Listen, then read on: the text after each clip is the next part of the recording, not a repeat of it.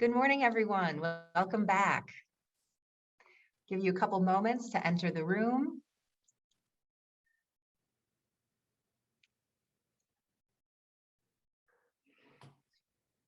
Hope everyone was able to join us for the keynote, amazing conversation, and just continuing that with a second amazing conversation. Really excited.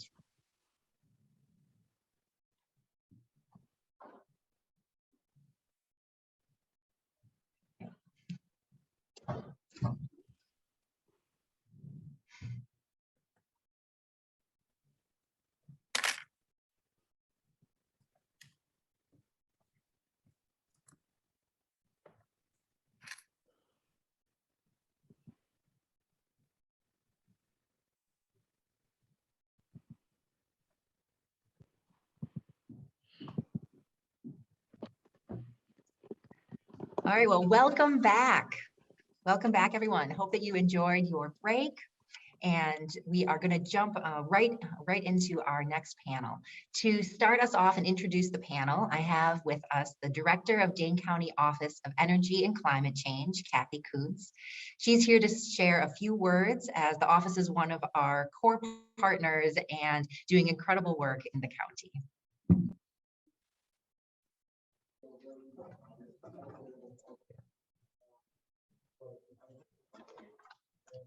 Thanks, Claire, and thanks everybody for joining us today virtually and in person. So I'm Kathy Kuntz, the Director of Dane County's Office of Energy and Climate Change. Dane County Executive Joe Parisi created our office to lead climate action on a countywide basis. And we're really thrilled to be here today supporting these important conversations about climate action in our community. Last year, our office issued an ambitious climate action plan that lays out a path to reduce greenhouse gas emissions countywide in half by 2030. That's consistent with what climate scientists are telling us is necessary. So you know, in Dane County, we have a plan that we can do what's needed to stay at 1.5 degrees. Since completing the plan, we've really been spending our time engaging with local governments, with businesses, with community groups, with schools, to talk about those opportunities to reduce emissions, to reduce waste, to achieve more environmental justice, and just to create the world we want to create for everyone. You can learn more about what we do. We've got a table out in the break area, and we're at daneclimateaction.org if you're virtual. And I just want to maybe emphasize that from my perspective, Dane County is a special place. We have a unique set of assets and abilities that we bring to this challenge. I mean, look around the room. Look at the folks who are here today. And maybe the best illustration of what makes us so special is panels like this one.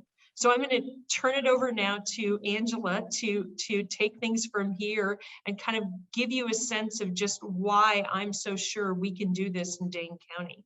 Thanks very much. Angela Russell, I'll turn it over to you. Hi, thank you, Kathy, for the introduction. I am Angela Russell. I am the Chief Diversity Officer for CUNA Mutual Group, and I'm also the Vice President of the CUNA Mutual Foundation. And I'm a mom of 2 kids that are always asking me questions about climate change, my son in particular. And I also have a little podcast called Black Oxygen, which is all about amplifying Black voices throughout Wisconsin. It is an honor for me to be here and moderating this panel with these incredibly awesome folks. So we've got Letitia Nelson, who is the CEO and Executive Director of the Goodman Community Center. Hello, Letitia. Hello. Hi. Good to be here today. Thank you for having me. Yes, and I see you've got your favorite color in the background, green. I do. That's the color that centers me.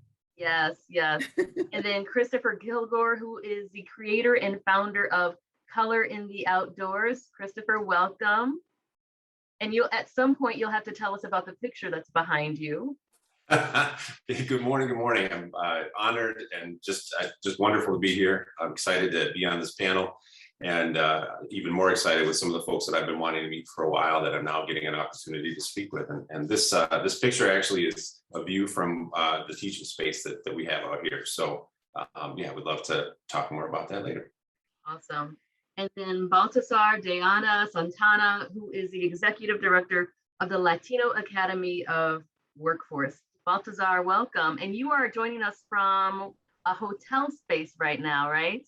Yes, good morning, everybody. I'm here joining from Phoenix, Arizona in a hotel lobby, very, very, very creative, getting ready for Ironman this weekend. So, very, very excited to be here.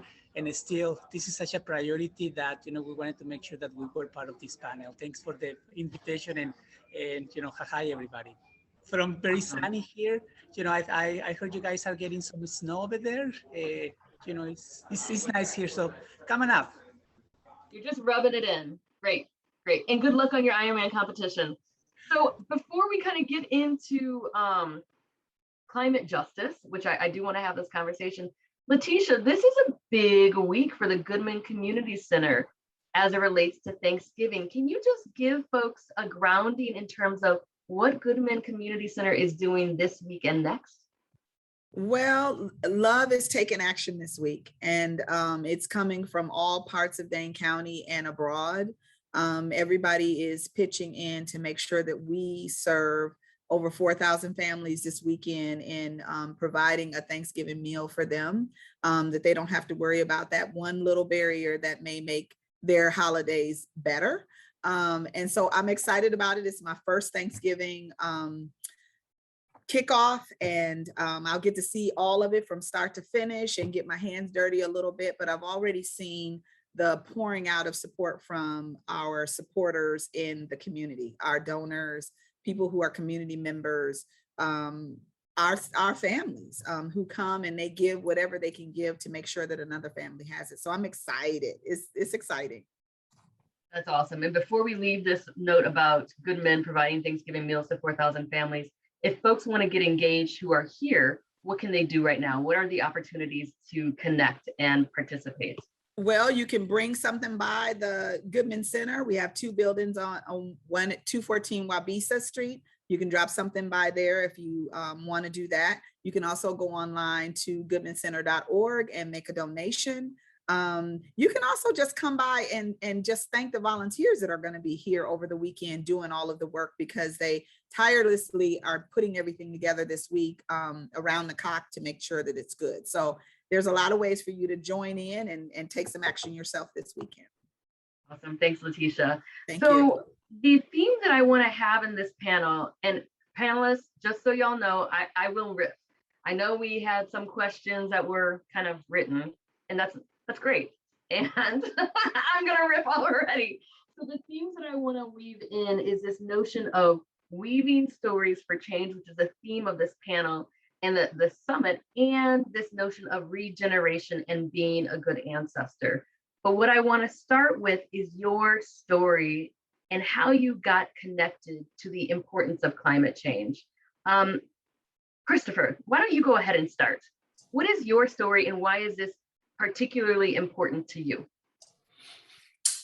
Well, yes, I have to start with these wonderful people. I was hoping to be like the anchor person for this one. So I'll say that I think first and foremost, I have to give due credit to my family, to my parents. My parents were both educators and both are very actively involved in education, especially when surrounding the environment and sustainability and stewardship of the environment. So I think from even my youngest memories, we were spending summers on the road, traveling. And of course, as a kid, you're bored. There's nothing to do. You're waiting to eat sugar cereal in the morning because that's the highlight of your day. And then we have to walk around and get dirty. But as you get older and you realize the amazing educational opportunities you had along the way, the places that you learned about, the places that you got to see, and then also understanding kind of firsthand, literally getting your hands and feet dirty, understanding not only the beauty of the environment and the outdoors, but the importance of the sustaining of said space. And in talking about climate change and how we impact and how we went from then to now and how much further we have to go. And to the point of kind of sustainability and stewardship, from the Native American ideologies of kind of 7 generations ahead, and thinking about how what we're doing now is going to impact so far into the future, and trying to perhaps make change where we saw some things that maybe didn't work best before. And to that point, that was one of the things that my parents really instilled on me is, if you keep saying, something should be done about it, somebody should do something about it. And many times my parents would just kind of sit quietly and look at me with that smile on their face. And eventually I was like, okay, I know so I can be that somebody. And so I think that that's one of the messages that's really, really important to be able to relay on to not just young people, but people in general, is that you can be an agent of change, especially when it comes to climate change in the outdoors. And when people say, oh my gosh, look at how beautiful a space this is, or, oh, did you see this animal, or, oh, look at the sky today, that those are all things that are directly impacted by what our climate is doing. And so you won't necessarily be able to enjoy, for instance, I was in Alaska for a conference several years ago and got to visit Portage Glacier. And when I was there, it was just, when you see something like that for the first time, this piece of ice that's been around for thousands and thousands of years, but then you realize where you're standing and you have almost a half-mile hike to get to it, that was actually ice 50 years ago, and that's the most it has melted in the last several thousand. That there is a direct impact.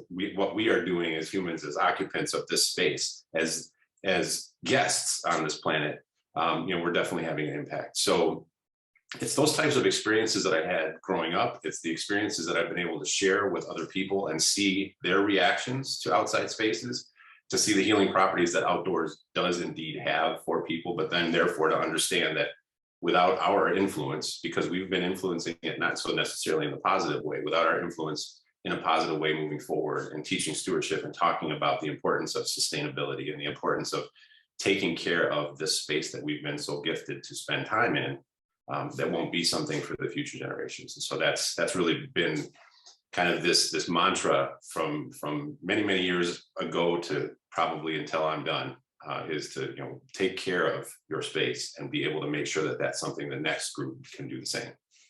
I love that. And before I go to another panelist, one other thing that I would love for you to chat about briefly, because I know that you and I have had these conversations, Christopher, is this notion that sustainability, climate justice, and all of this is not just for white folks.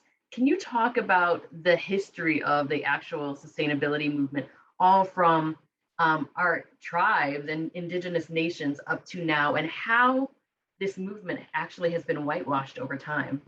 I didn't mean to go so extra so quickly, but here we are.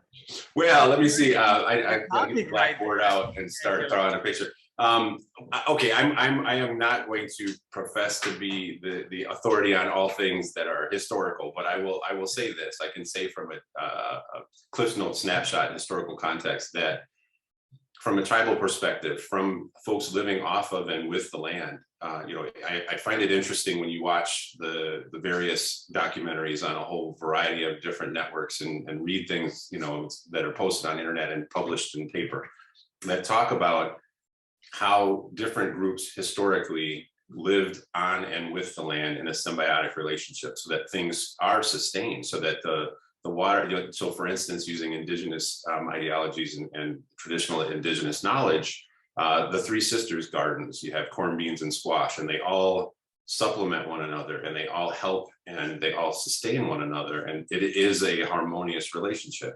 When you talk about the aquifers and aqueducts that were created by tribes many millennia before anyone ever arrived with some of the quote unquote new technology, and how those types of things, they could instead of using machines that tilled the land, they did no-till agriculture, and that they were able to sustain crops in areas that had historically been arid because of those types of practices.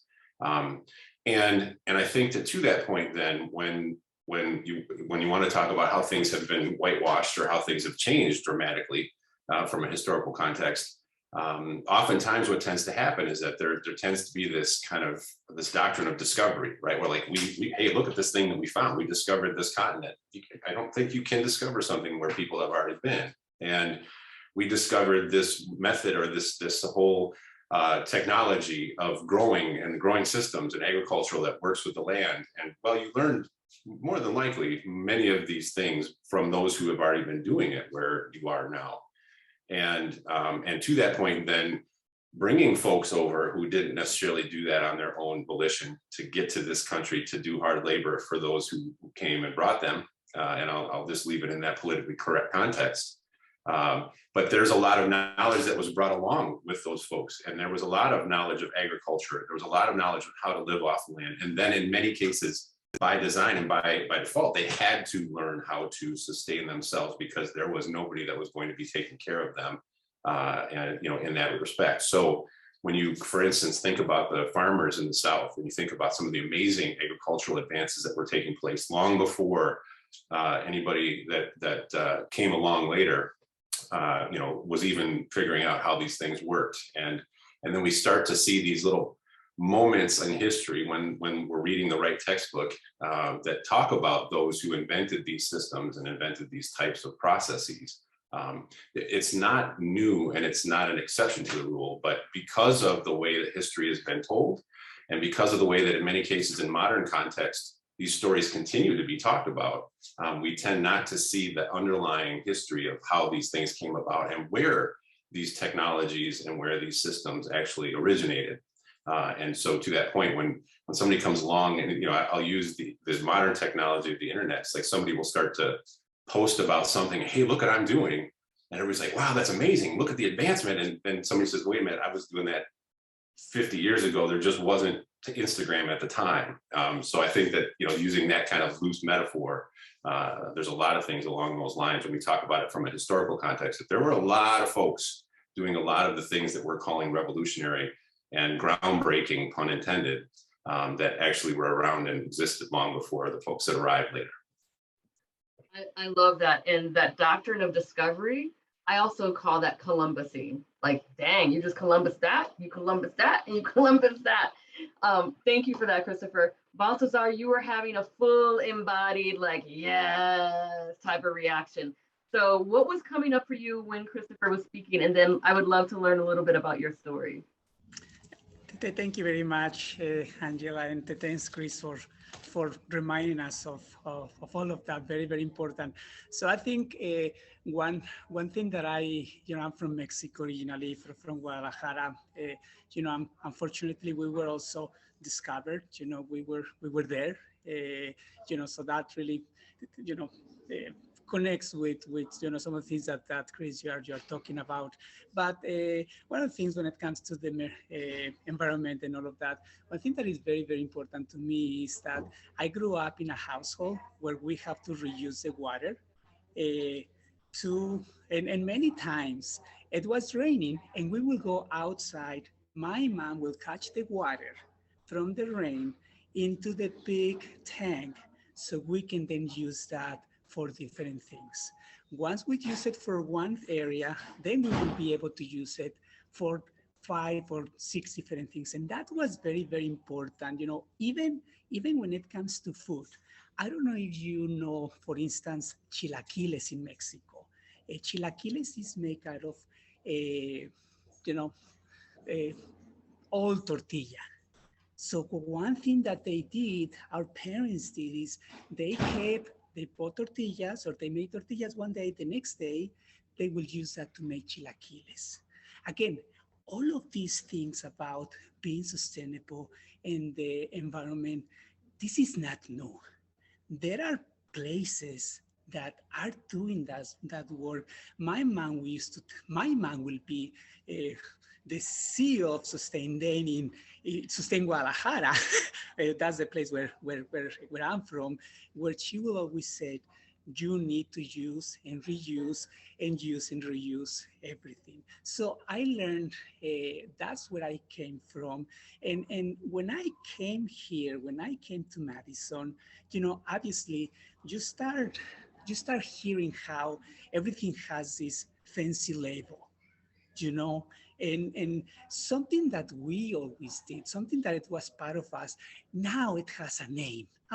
Okay, we used to do this, we used to do that. In a way, I was trying to, they were tagging some things that we were already doing. And one of the reasons why I'm very, very interested in this topic is because our communities are not being part of that conversation. We are being told what to do, but yet we have been doing those things. And one of the examples that I'll just give really quick, so Leticia can go next. When we have our leadership, Bilingual Leadership Academy class with Sustained Aid, many of the things that the students told us was, oh, that's what we did when we were growing up. You know, and again, and I think that's the sense. One thing that we did not do in our country, we did not brand it. And, you know, sometimes that's a little bit, you know, dangerous when you start branding. I mean, branding is good, but sometimes folks, so that it sounds more elevated, folks start branding some things that we as a community have always done. You know, very, very excited to be here. And, you know, thanks, Chris and Angela, for starting us in that conversation. I'm glad we're talking about the difficult conversation, which is we need to have a space for all of us in the table, not just in this panel, And, you know, thank you very much. Baltazar, one of the things that you said that really kind of struck me is that our communities aren't a part of the conversation. And the other part was that we're being told what to do. And that notion of us being told what to do as it relates to climate justice has some underlying assumptions of that we don't know. So what would it look like for the conversation around climate justice to be more inclusive? What are some things that you think would help communities of color trust that this climate justice conversation isn't going to erase us? I think one thing that is going to be very important as we keep moving forward in the county is to ask what folks already do. What is what they bring into the table? Because I think sometimes we spend way too much time putting together research papers and all of that, but we don't, you know, one of the questions that we ask the students at the Leadership Academy is what was your experience when you were growing up? Just like the question that you asked. So we don't go and tell them, oh, this is, guess what? We have this great idea, recycle. Okay, we used to do that. Guess what? We have this great idea, save water. Okay, you know, our country had to suffer all the time with water, so we need to be very stingy with water. You know, again, it's just to start. I think that would be a good point. And I think as Dane County, we are moving into that direction, asking folks what they can bring, and not even present anything. Not even say, oh, I have this great idea. No, because your great idea might not be, you know, the great ideas right now. Maybe, you know, I think as a county, we need to have a sense of humility and ask other folks, what you are bringing, and then go from there. I think that will be a good perspective. I'm gonna finish this but I use a lot of analogies. When I first met my husband, I invite him to have dinner with me. And I told him, I say, bring this, bring that, because I want him to feel included. When he came, I already have everything done. He brought two little things that I just put aside.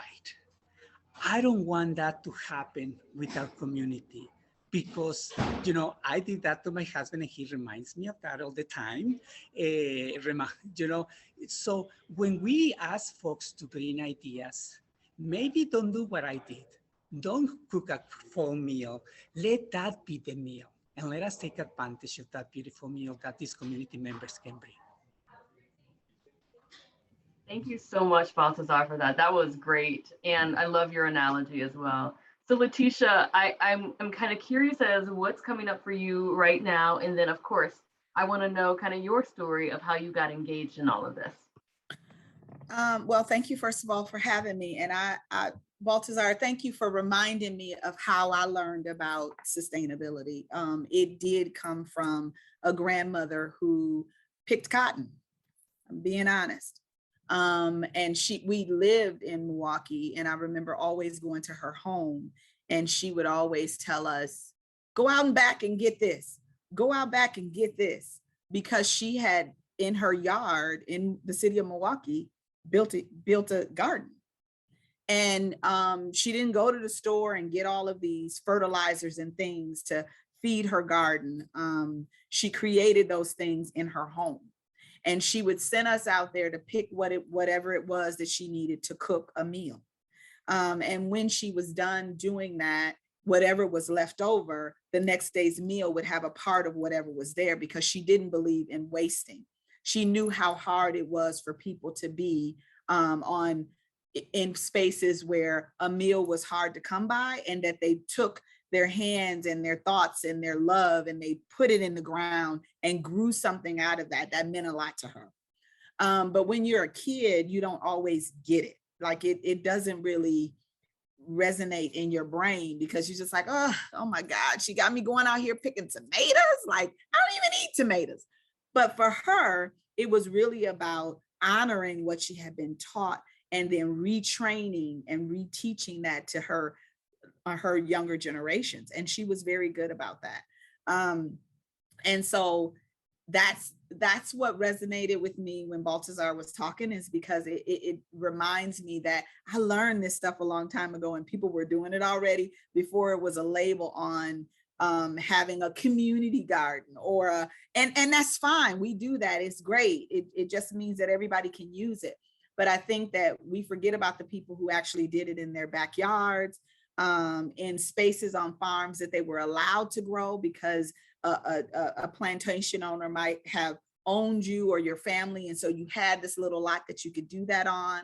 I think it is about us honoring not only the people who taught us, but also the things that come out of that. So water, and the food and the soil that we use to grow things out of, the air and how we use that with all the buses and the trains and the cars and all of that stuff. And I just love Madison in that we have so many bike paths. That's honoring what needs to be done with our climate change and the things that we need to do as a community to make sure that we sustain that, so we'll have it many, many years to come. And so I think it's happening all around us. And I will say this, I worked for Girl Scouts for 17 and a half years. And one of the things that I was very proud about working for Girl Scouts was that it was part of our culture to teach, reteach, learn, reteach the girls about how important that was. We would always take time to, camp always goes on during the summertime, but what would happen within that camp space is they would take small groups up to the Upper Peninsula and spend some time where girls could not take deodorant and perfume and all of the little frilly stuff that we consider we need to make it right for a day. And they would let them, the girls would always say, oh my God, you're taking us to rough it? Yes, because in roughing it, you will honor the earth that you're on, and you'll understand that it's because of these things that have always happened that you're able to do these other things. And I'll tell you the story and then I'll be done. So my daughter, I used to call her a priss all the time. Probably not a good word to call her, but she just wanted everything to be just so as a girl. And bugs bothered her. Anything about the outdoors bothered her. And I remember her being about 12 or 13 years old and getting the opportunity to actually go to Girl Scout camp and roughing it.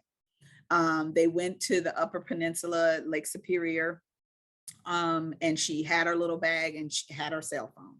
And one of the things that they would require the girls to do is to put that cell phone to the side. As a matter of fact, they almost would, I don't know if they left it at camp or not, but they would make the girls give their cell phones up for the week that they were there. And she cried as I took her and dropped her off at camp. And I knew everybody at camp because I worked for Girl Scouts and that's where I started at camp. And so I was like, take care of her. She kind of a priss, but after maybe a couple of days, she'll come around.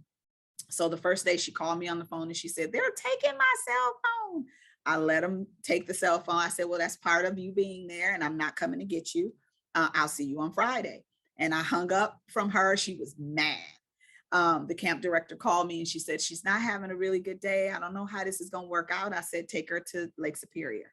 I said, because I know that because of the city that we come in and the experiences that our Black children are not have accessible to them, she needs this experience. She needs to be one with the land and what it means to, if I had to, could I take care of myself out in the wild, so to speak, right? Could I make a fire? Could I find my food? Do I know what my food looks like, even though it's not meat? That's the other thing too. So it's those little things. So she went to camp. She spent the whole week. I didn't hear a peep. That Friday came, I went to pick her up. And I'm looking all around the room with all the rest of the parents trying to recognize their children because they've been gone for a whole week.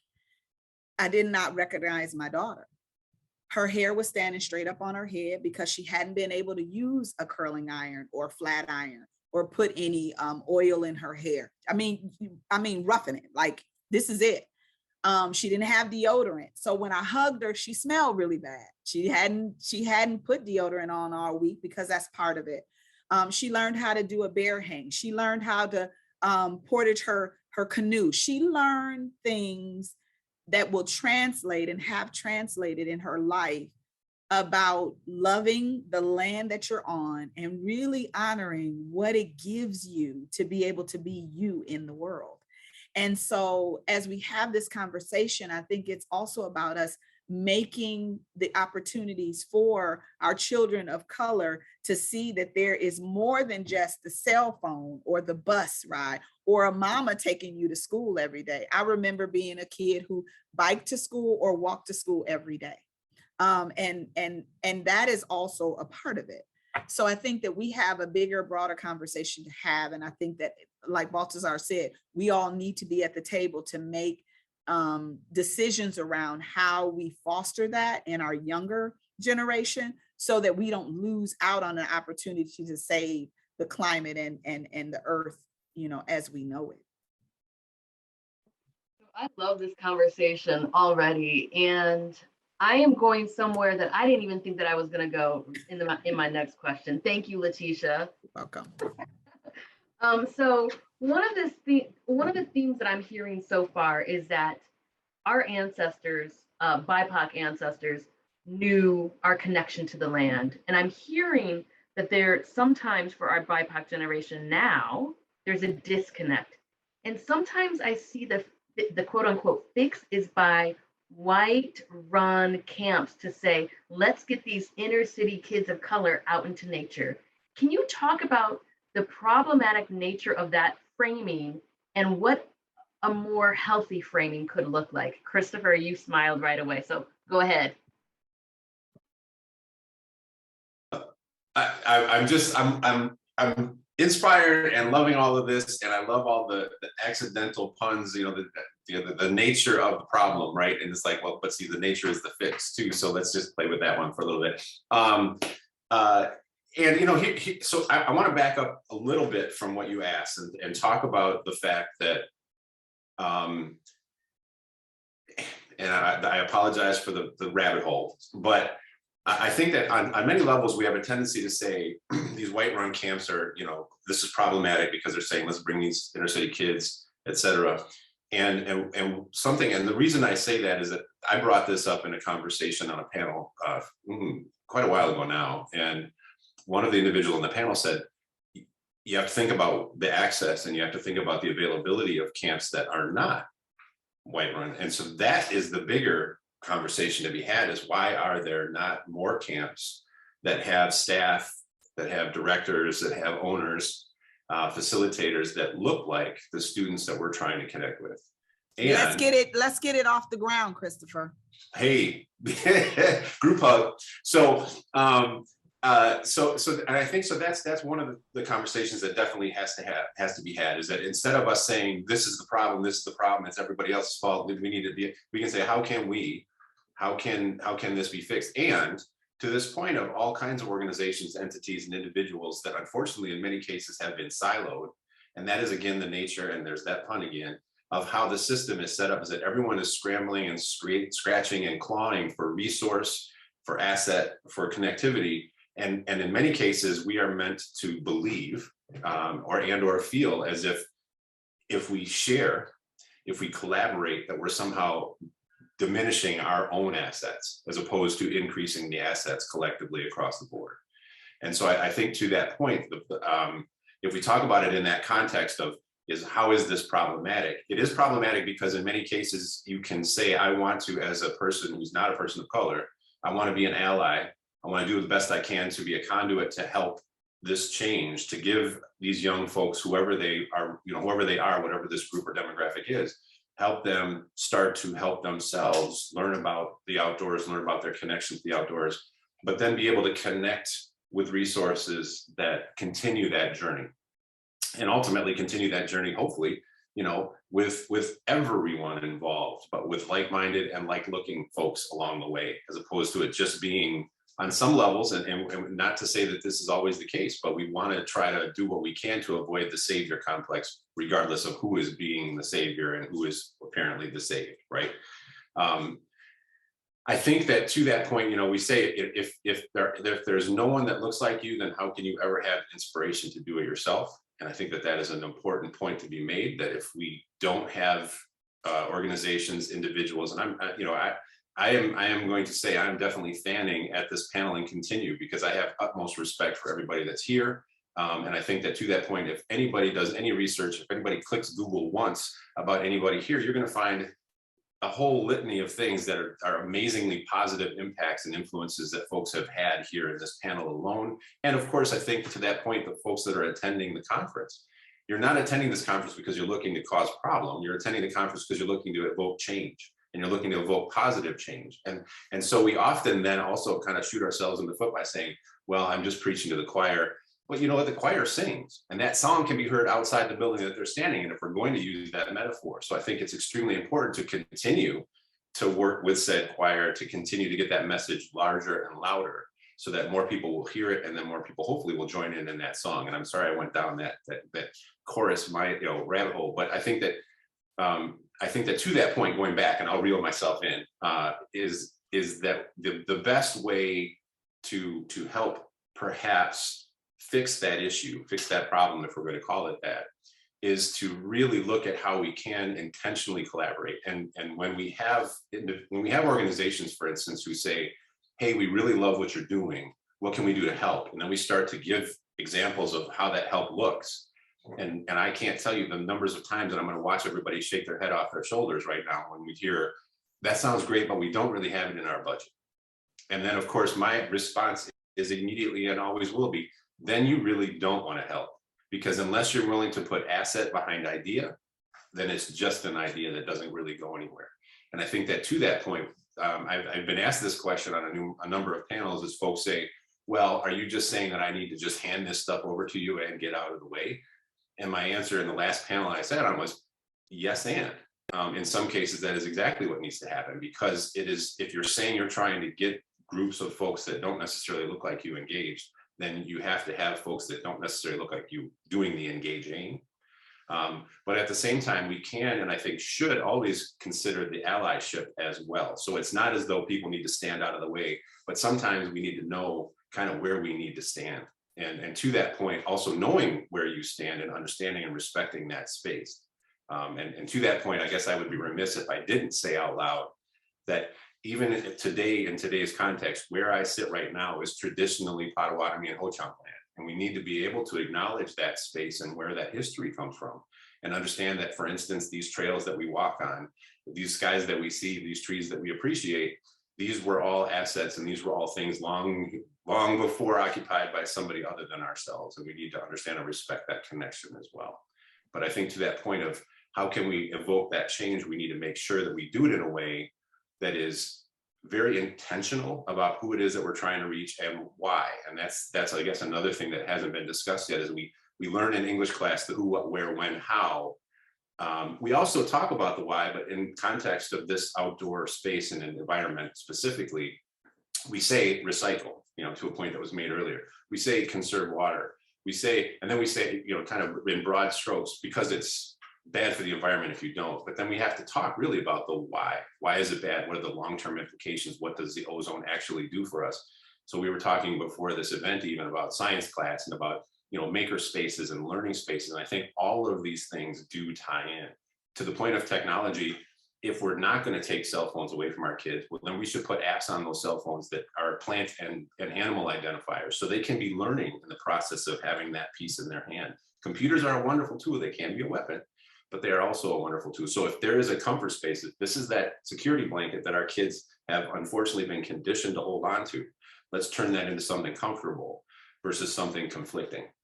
And I think that that's the same thing that goes back to the whole idea of camps and of organizations, is we have to turn it into a space that's comfortable and not necessarily a one and done, or, you know, this is not a sustainable system. We gave you a fish, we did not teach you how to fish. And I'll leave it at that metaphor. But I think that that's probably one of the, you know, series of solutions when we talk about how we can collaborate and do the best we can working forward. This panel is so dope, y'all. I'm like, this could go on for a long time, and I freaking love it. Thank you so much for all of that, Christopher. There's, Letitia, I want to draw in something that connected to what Baltazar said earlier in terms of, again, that notion of not being a part of the conversation and being told what to do. I think that you have a very unique story in how you lead at Goodman Community Center because of your lived experience. So if you were to center the folks who come to Goodman Center and they co-create what Goodman Center is going to be about, instead of it being top down, you and your team saying this is what we're going to do, what would that look like, and how would that inform what you all do over the next 3 to 5 years? Oh my goodness, that's a good question. And we talk about things like that all the time. I will say this before I answer the question. I remember being at a Girl Scout Council in Nashville where they had a camp called Camp Holloway, and I thought, whose name is Holloway, right? I get to the camp, and on the wall there's a picture of a Black woman, and it just dawned on me, oh my goodness, this camp is named after her. So I did some digging, figured out that the camp was named after her because her husband bought the land. She was a troop leader that had to go back and forth into Illinois to take her Black children camping, to teach them about what we've been doing for years and years and years. And so when she died of some sudden illness, her husband bought the space. He bought this camp for his wife, and then he donated to Girl Scouts because that's what she loved. And so they have a camp in Nashville named after this woman, owned by a Black family, and then handed down to Girl Scouts so that girls in the city of Nashville can come and be honored by someone who loved them enough to make this space so that they could learn about what it is to be a part of the land and how ancestors did it. So I wanted to bring that up first of all. So to reel myself in and go back to the question that you asked, I think that having it starts with my staff and the adults that we have in the space, but actually it really starts with our youth. And the one thing that I will say that Goodman has been very good about is asking our youth what it is they see and they need. And then giving them the opportunity to assess and have accessibility to things that they wouldn't normally see in their everyday life.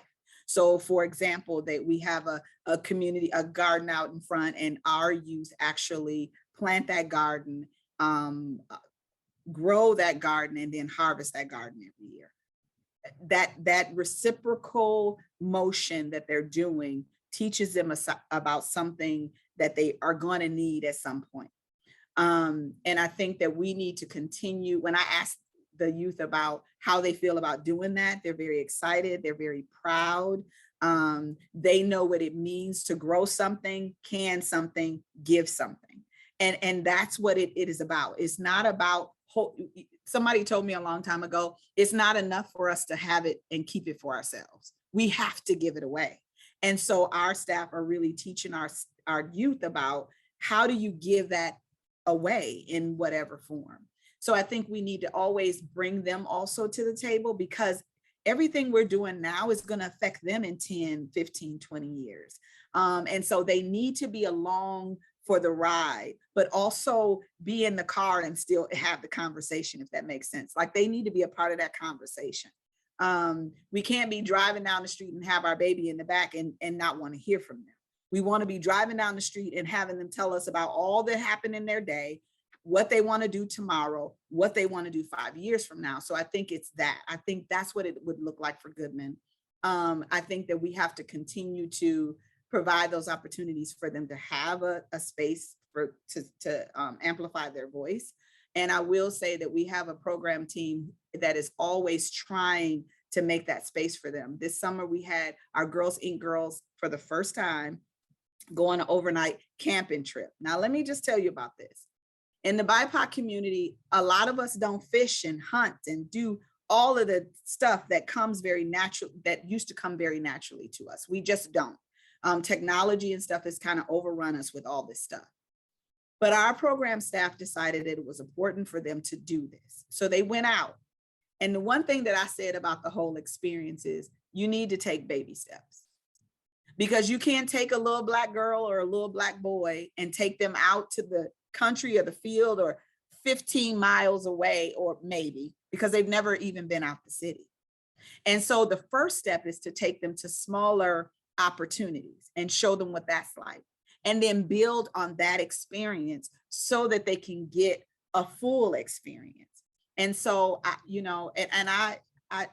love my staff because they're thinking about that kind of stuff all the time. And if they're not thinking about it, then mentioning it makes me step up, or other staff step up and say, wait a minute, might not want to do that yet.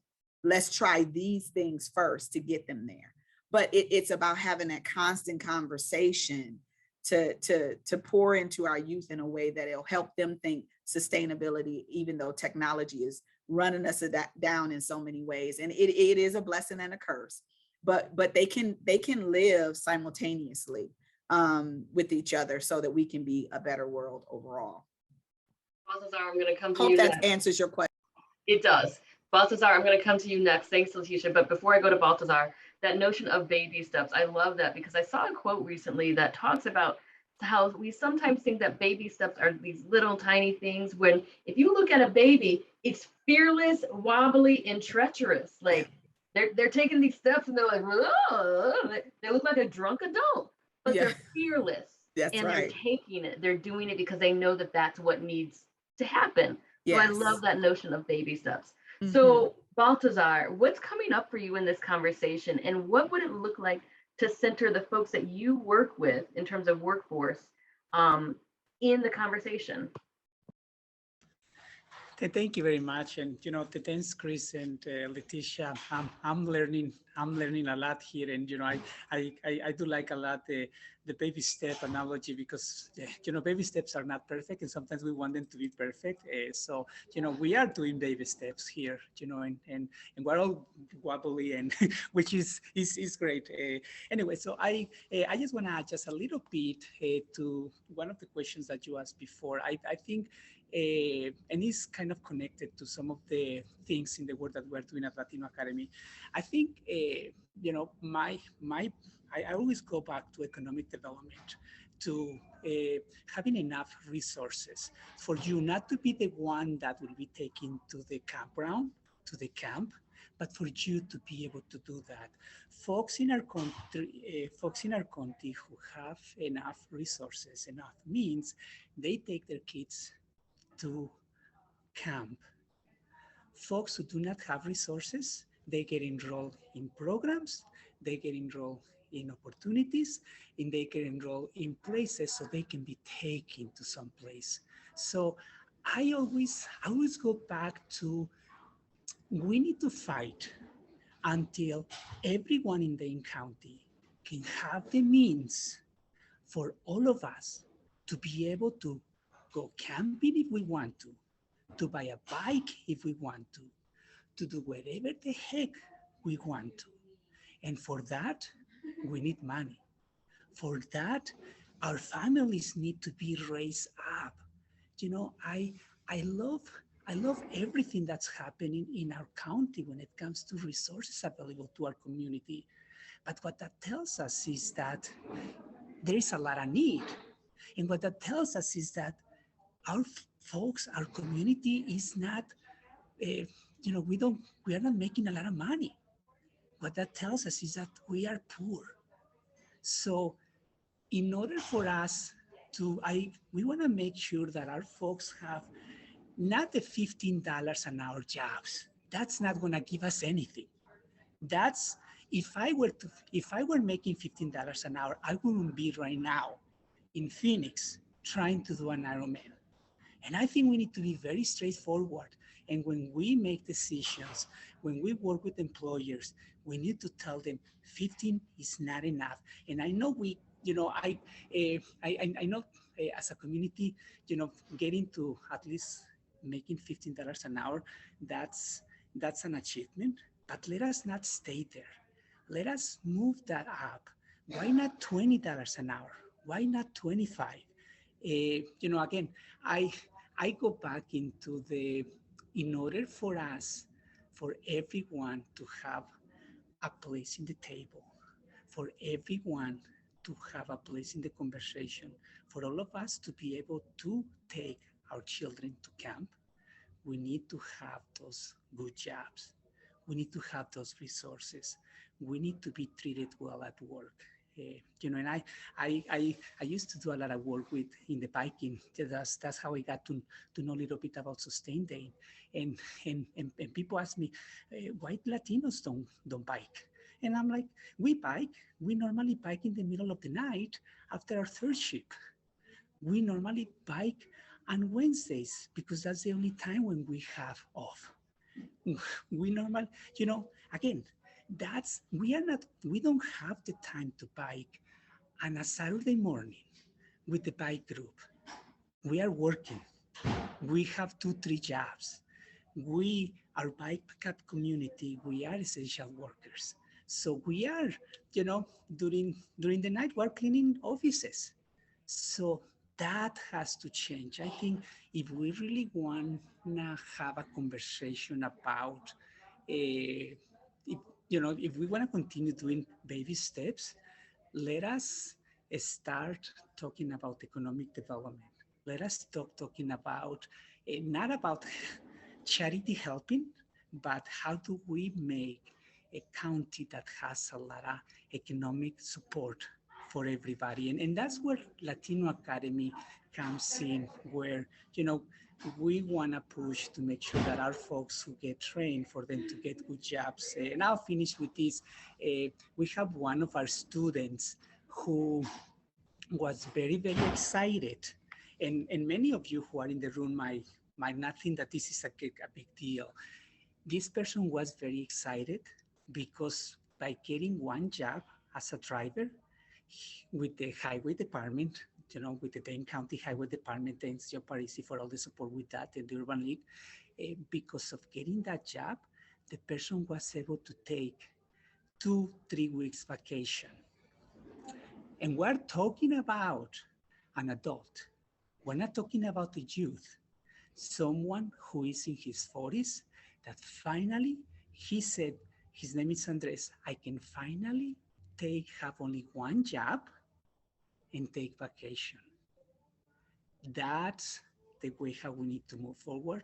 And it is an injustice that we have many folks who are just check by check. And, I think let us push that economic development, let us push that more jobs for our community so we can then have enough funding for us to take our kids to camp.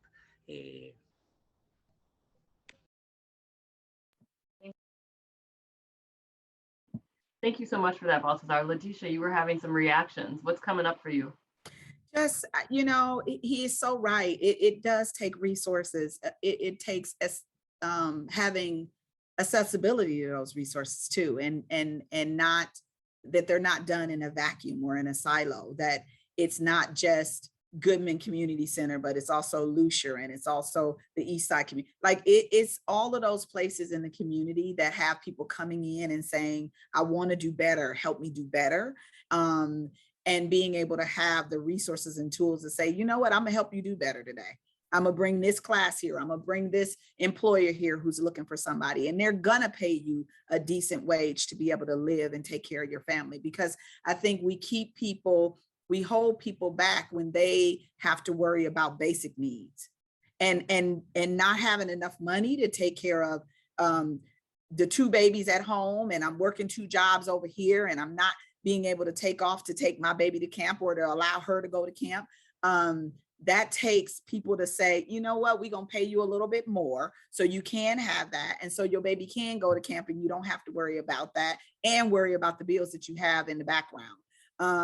I think about that every day when I come in here, and I have youth in the building who are thinking about their next step. And I try to encourage, and our staff tries to encourage, that your next step is going to be good, but it is not going to be good if we do not provide monetary resources to those families, so that my Benny, for instance, is 17 years old, about to graduate high school, and he worried about the job that he's going to have to help take care of his family at home. And so that's our sustainability that we need to be thinking about too. And it's not happening in the way that it should, because I think that the people at the table to make that change are not there. And so I challenge the audience today to just start thinking about ways that you can come to the table with tools and resources, or someone, 2 people who could help make a change in not only a community center, but the workforce development that Baltazar is running, and the work that Christopher is doing. It takes all of us. And I don't want to say the old adage, it takes a village, but it does. And the village has to be big, and the village has to be strong and wide, and the village has to be willing to take the challenge to make the change. It's the only way that our children are going to be able to be in a better world to do what is for them to do. And we have to let them do it. We have to honor that. So I'm sorry, I'm on a soapbox, and I could go all day too, Angela, because it gets my blood pumping when we start talking about what's going to make us be a better world. It's us fighting poverty the way that we should. It's us thinking about how is the mama over here who has 4 children able to get over to the other side of the city to go to work when there's no buses to get her there. It's about her being able to come to Goodman. Yes, we're open, and there's other community organizations that have food pantries, but what does it look like for her not to come to the food pantry anymore? What does that look like? So it's that. Yeah, you don't need to be sorry at all. Yes, that. And I love yes, it's that. It's all of that. So I'm going to try to connect a lot of things all at the same time in this next question. So I think that how we got to where we're at right now in terms of climate disaster is based on a history of exploitation of our resources all around us. As BIPOC communities, our bodies have been exploited on a regular basis. I want to put a pin on this as it relates to being a BIPOC leader in a primarily white community. How do we have sustainable representation of BIPOC leaders at the table without being regularly exploited? How do we balance that? Who wants to take that one on? Christopher, you want to go first? All right, great. Angela, we're going to talk about this first talk all the time thing. Okay, so I think, how do we have this conversation? I want to refer first back to this table metaphor. And we talk about having a voice at the table and a seat at the table and that sort of thing. And I want people to kind of also examine the whole idea of the table, right? It's a very structured, linear thing. In many cases, if it's not round, we can't see each other's faces. And it also creates, on some points and levels, it creates a space to put our stuff, but it also creates a barrier. And so I think to that point, there's several different things that we need to consider in the whole table metaphors. If we're going to have a seat and a voice at the table, we also need a plate, a cup, a fork, a knife, a spoon, and a meal. And we need to be given the same meal and the same opportunity to eat it in the process of sharing that space. If we're going to have a conversation, we need to make sure that the folks that are at the table are not dominating the conversation. We need to make sure that the folks that are at the table are not only talking, but listening, and listening intentionally, and listening and communicating intentionally, so that it's not a lecture, so that it's not some sort of discussion where, to the very point that we are even doing today, where we have to apologize for speaking our mind. And I think that that's another important piece that we continue to fumble upon, is that we really should get to the point where we can live unapologetically, And that's a very uncomfortable thing for some to say, and an even more uncomfortable thing for people to do, is they're like, well, I don't want to offend anybody. And I said, the problem is that those that are offended in conversations like this are those that are sensitive to the fact and perhaps aware of the fact that they are in a position of privilege and they don't want to give up that privilege. And so despite the fact that they're even sitting listening to you, they're shifting very uncomfortably in their chair because, yeah, okay, I hear that and I get that, but there's a limit. There's a limit to which I'm going to go before I'm going to be like, no, I don't want to share this per se, right? And I think that how do we bring folks to the table in order to have that conversation? Obviously, with organizations and with entities and with events like this is a good start. I think that to that point also, though, is that we need to reframe what that sitting together and having this conversation looks like. So let's get rid of the table. We keep having this flip the table metaphor. Well, let's flip it. Not just flip it over, but let's move it out of the way so that we can genuinely share space together. And let's put ourselves in a circle so we can all see each other. And then let's make sure that instead of, there's the old adage that Jackie DeWalt, who used to run the People program, bless her heart, used to say, lift as you climb. And there are going to be spaces and times, and this is inevitable, where we're going to have, similar to what we're going to use this backpacking metaphor, right? You're going to have a pack on your back. It might be a person. You might be carrying somebody with you. You also may be dragging something behind you. It might also be a person, metaphorically speaking, hopefully, that you're going to try to bring somebody with you on this journey. And you may have somebody on the front of you holding on for dear life, trying to figure out what their space and place is. You may be carrying a whole bunch of other folks. To the point of having BIPOC people in these spaces, you also ultimately, in many cases, have somebody or something on your shoulders because you're bearing the brunt and the weight of something that, historically speaking, is something that we've been carrying for a long time. And in most cases, when we're talking about folks like us working in predominantly white spaces, we tend to have to be the go-to ambassador and the go-to answer person for the entire community, in which case we may not necessarily be those people. But when boards are put together, when panels are created, when there are events, if as long as you've got a face of color in the room, then you feel better about the fact that you're doing something, right? And that is in many cases the response you get is like, well, we had so-and-so on the board. Well, that doesn't necessarily make that change an impactful and a sustainable one, right? And we keep talking about sustainability in action and in scope, right? I think that we also do have to, in our own rights, get past the idea that it is only me that I'm thinking about. And even as an organization, for instance, oftentimes we'll say, I'm doing the best we can for our folks, but I don't necessarily want to, bring in too many other people to the conversation because then they may wind up getting more. And I keep going back to this idea of it takes a village. And I don't want to steal what we all have been saying about this village idea. But the point to the village is at some point, somebody decided that this was a good place to stay. And in light of that, then somebody had to create that space in order for it to actually become a village. Most of the time, and even within nomadic tribes, for instance, looking at it historically, that space was chosen because of the resources it provided.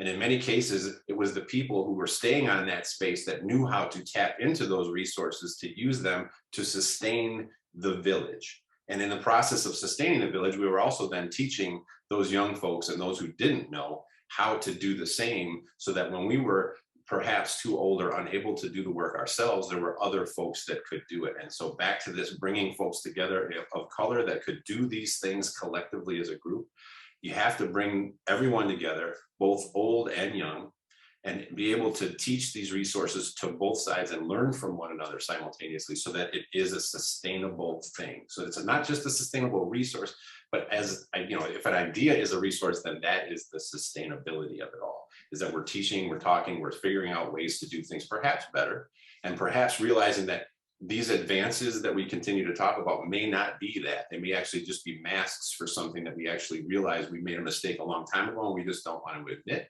And perhaps we need to back up a few steps and say, okay, who haven't we brought to the table that we really should? And who has been excluded that really shouldn't? And who's here just kind of taking up space that maybe should go over there and be quiet for a little while. And so having those difficult but real conversations about who should be included and why, and going back to that why. Talking about, again, to the sustainability point, that and there's a quote, right, that we don't inherit the land from our ancestors, but we're actually borrowing it from our children. And I think that's an important thing to remember. And it's an interesting quote in and of itself, because if you look up the history of that quote, there are a bazillion people that have a bazillion ideas as far as where that quote actually came from. And depending on who's reporting out, it is a very different result as to exactly where it came from. But the idea in and of itself is the same, is that we aren't necessarily inheriting this from those that came before us. On some levels, we're inheriting the knowledge. We're seeing that perhaps those things that worked and those things that didn't, we can continue to do the same, but we're really borrowing it from those that are coming beyond, and we need to make sure that we're doing it in that way. So we're thinking in those terms. Bring not just, for instance, this affinity group or that affinity group specific and siloed to themselves, but bringing everyone to the same space and having that conversation. This is what we've done, it works for us. It may not necessarily look exactly the same for you, but how can we collaborate to make sure it works for all of us? And we all understand that we're at a disadvantage. And I'm just going to say that out loud. BIPOC, LGBTQ+, differently abled humans are at a disadvantage and have historically been, based on a whole variety of systemic problems. How can we then collaborate instead of continue to try to other each other and work together as a team, as well as then working with those who perhaps haven't been in positions of power, and do it in a way that's productive and positive moving forward, instead of this constant infighting and this constant othering that continues to take place. So I think that's the big thing, is some of us kind of, to that point of the soapbox and pedestal, we need to stay there, because sometimes people need to be able to see us over the crowd, right? And hear us over the crowd, to the choir's point. But on the other hand, we also need to be low enough to the ground that we can stay grounded, and then we can hug every once in a while on the way through. You just dropped all of the gems. I don't know, like, what? And then that quote, we don't inherit the land from our ancestors, we're borrowing it from our children. That like hit me in my core. Like, dang it, I need to be doing more. But Baltazar, in terms of this representation versus exploitation, how do you navigate that? And what does the balance look like for you? Thank you very much. And, wow, I'm learning. I continue learning a lot through this. I hope all the people who are watching this, have the same experience. So one of the things where I go back is to the sense of partnership. Create a partner. I am very excited of having a great partnership with Sustain Dane, because I think Sustain Dane, and I'm not saying that just because we are invited to be part of the panel and because it's an event. There are many groups in Dane County that will call me and say, Baltazar, we got some money, we got some funding, and I am looking to do a focus group for 10 Latinos. Can you help with that? And I never heard about money. I never heard about funding. I never heard about, do you want to be part of the planning of that? Do you want to be part of the conversation? Are these the right questions to ask? Maybe we will connect you directly to the funders so you can get the money directly, because you guys are the ones doing the most difficult work, which is work with the community. So I think that's a big problem that we have in Dane County, where some organizations will apply for some funding. Then they will have to go and look for BIPOC groups to do focus groups. Folks, we are not, and this is where I get very frustrated, because we are not people to be studied. We are not a community to be studied and see how we react if they ask you a question. We have a great university in Wisconsin. Our students are not study subjects.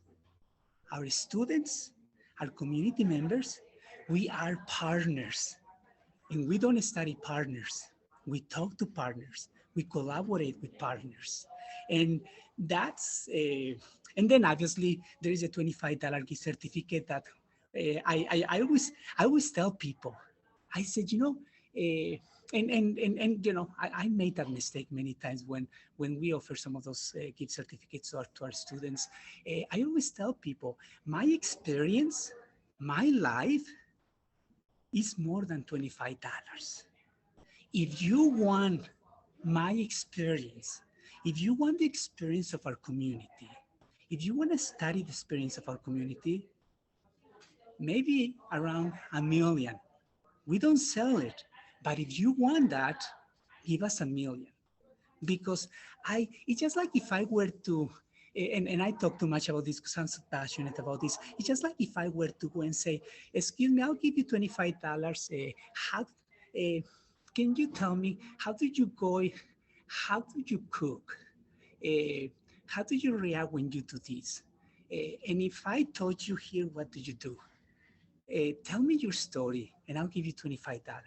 I'm sure, we human beings are very important and I'm sure our stories have a lot of value. But, so I already talked about that in one of the groups that I believe, again, baby steps. There are groups who, when try to do that, and many times they don't know that that's not the way to do it. I think some of these groups that I'm referring, that are just like doing these baby steps all weird. And some of the other ones are like, just have a little bit more experience. And one of those is Sustain Day, where when Claire and Abby approached me about this project, they talked about the bilingual leadership project that we are working on. They came to us and said, we have an idea. Does that make sense to you? Is that what we can do? Let me know if that's not what you guys want. We've been meeting every 2 Fridays. We work together at this grant. We got the funding, the thanks to the county, the thanks Kathy. But it has been a constant conversation. We were able to get some funding for us to be able to do that work. Now, we completed this project with 11 leaders who went into the community and continue working. So again, that's what being on the table is all about. It's just the first step. That's not all we want. That's just an example of one step that we did. Was it the perfect step? It was, but obviously we still have opportunity to make it just better. So, I'm very, very excited and I'm very, very grateful to everyone who come to our table, who come to Latino Academy, to our organizations and said, hey, I would like to collaborate and I want you to be part of this from the very beginning. And for those who are getting some funding and are looking for BIPOC communities to do the work, think about it, and maybe say, hey, maybe go to the funder and say, hey, since they are doing most of the work, can we rewrite the contract so they get some of this funding also? Again, it is about being equal and being considered a partner. Balthazar, everything that you said was amazing. And I cannot believe that we're almost at time. But one thing that I want to reflect on is that the money, the $25,000. And what strikes me about that part of the conversation is the value of knowledge and the value of different ways of knowing, and how we are willing to put thousands of dollars into our university education, which is one form of knowledge, and discount the knowledge of the community on a regular basis and that depth of knowledge. And that has never been more crystallized in my head until what you just said. My mind is like, wow. And in how that's probably heightened in the Madison-Dane County area, because we have the University of Wisconsin-Madison, which is a great institution, R1 University. And the incentive is to know more, but not know each other and connect. And how it's just really fascinating to me what we're willing to pay a premium for and what we're not. So thank you for highlighting that. I think that we may have time for maybe one question, but as folks are thinking about their one question, as each of the panelists are kind of closing out, I'm kind of wondering what's top of mind for you and what has come up for you as you're leading this conversation. Leticia, do you want to start? Yep, and I'll make mine quick and simple. It is what's the next step? This is not enough. This conversation is not enough. And I think we oftentimes come together and have these conversations, but we need to keep having these conversations. They're not easy.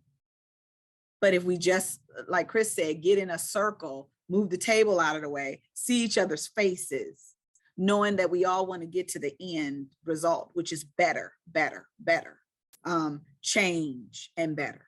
And so I think for me, I would close out and just say, what are you going to do in your small space? It only takes one person. So be the one. Be the one person to step out there and do something to move this forward. We can't stop having these conversations. We can't. But with the conversation, we have to have action too. That's awesome. Thanks, Letitia. Christopher, how about you? Kind of try to find my mute button here. I think to Letitia's point, I mean, that we better, and of course I'll piggyback on that and say better according to whom, and to make sure that that better is a better for all and not a better through one lens only. I think that, the thing that's constantly on my mind when it comes to these panels and these breakout sessions or these conferences is everyone comes together, everyone feels great, everyone literally wants to hold hands and skip and sing songs for about a day or two afterwards, and the chat room is blowing up with people. I love this code and and so people, and this is what happens, right? Is that we have these notebooks, we write on the back of programs, we're typing away, and we have it, and then it goes into a file and it goes into a drawer and it gathers dust, and then 10 years later we're like, oh yeah, I remember this time when, versus, you know what, tomorrow I'm going to go ahead and do this, or you know what, by the end of the day I'm going to go ahead and engage, and I'm going to make a difference, and I'm going to do it intentionally, and it's going to be sustainable. And so, to this point, I mean, I very much agree with and love the metaphor of baby steps and kind of this wildly throwing one's foot ahead in order to make progress, because that's the whole idea, is as we crawl first, we first wobble around on the ground, then we crawl, then we walk, then we run. But to that point, that's progress in and of itself. We don't wobble for the remainder of our days. Sometimes those of us that, wind up getting old and creaky, we wobble anyway. But the idea is, again, to do better and to continue to learn and continue to do better. So to the idea of institutions, there is a place for those things. But the institutions, again, are compartmentalized in a way that the learning, even in and of itself, the education style and model is in many cases antiquated.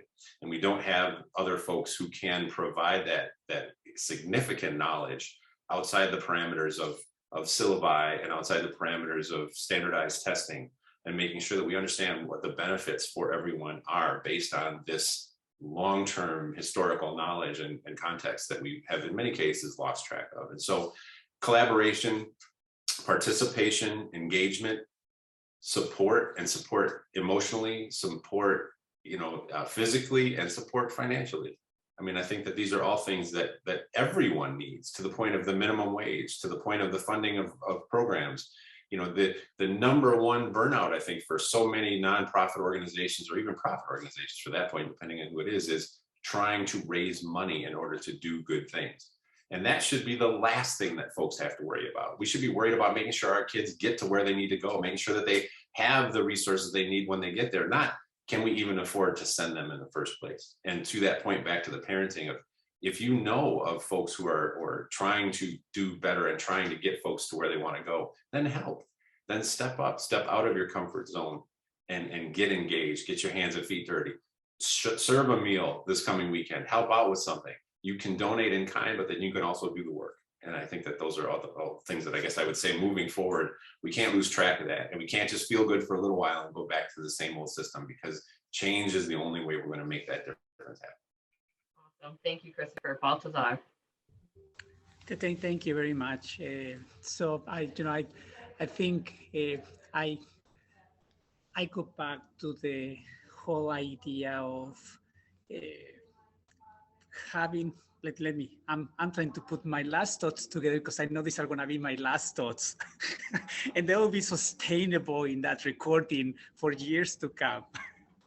No, but I think just for everybody who is there, that this is not an easy job. If we are coming here with the idea that this is gonna be, it's gonna be difficult. This is difficult even for, this is difficult for folks of color. This is not something, and I just want to make sure that folks know, and that we all hear this. This is we don't have the secret to that success. The only thing that we bring into the table, one of the very important things that we bring to the table, is that we have experience being left out of the conversation, so we know when we're not being included. So this is also difficult for us. We also have to deal with this at workplace. We have to deal in our own communities. I need to make sure that I include our students into the conversation. I need to make sure that I include, as a gay male, I need to make sure that I include our transgender brothers and sisters, our lesbian, bisexual women, everything, so this is not just a white person issue. This is all our issue. So, we are in this together, like somebody says, like a village. One thing that I'll finish by saying, one thing that we might be able to do is go, if you are a business owner, if you work in a company, try to bring that sense of how can we make it better for the folks that are working right now in our workplace. I am struggling with that at Latino Academy. Trying why our front staff people make less money than management. They're the ones who suffer the most. They have to work with their community directly, and they have to carry a very bigger burden and work. So, it is not an easy task. Try to see how we can elevate our resources so we don't have, maybe next year or in 2 years, we don't have to bring, poor people to camp. We all go to camp together. Anyway, thank you. And, thanks for this great opportunity. Thank you so much. Letitia, Christopher, and Balthazar, y'all are amazing. This conversation was beautiful. And thank you for taking the time to do it. And Sustain, Dane, thank you for this opportunity to have this conversation. Claire, I don't know if you want to come on screen to kind of close this out at all. Very short, just a thank you from me and from everyone that is part of the summit. Let's keep working, and let's make action come out of this conversation. Next, after this, we're moving into lunch for those that are in person, and there's an online networking. I hope that all of you will take some time to talk with other people about what you heard and what's coming up for you, and kind of how you're sitting and feeling, and what's going to happen next. So thank you, everyone, and we will see you back virtually, 11:30 for those online, and 1 o'clock for those that will be joining us for the afternoon.